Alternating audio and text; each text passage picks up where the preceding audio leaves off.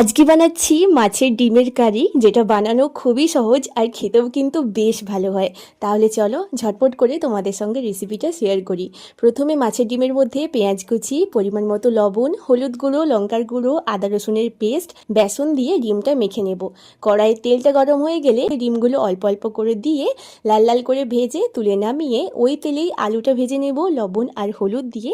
আলুটা ভাজা হয়ে গেলে তুলে নেওয়ার পর ওর তেলেই ফোড়নে দিলাম জিরে, তারপরেই দিলাম পেঁয়াজ কুচি, টমেটো কুচি।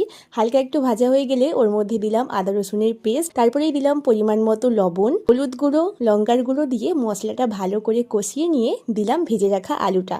এরপর দিলাম পরিমাণ মতো মশলা ধোয়া জল দিয়ে আলুটা কিছুক্ষণ সেদ্ধ করে নেওয়ার পর ওর মধ্যে দিয়ে দিলাম ভেজে রাখা ডিমটা। এবার আরও কিছুক্ষণ ফুটিয়ে সবের শেষে রান্নাটা শেষ করেছি 1 চামচ ঘি দিয়ে।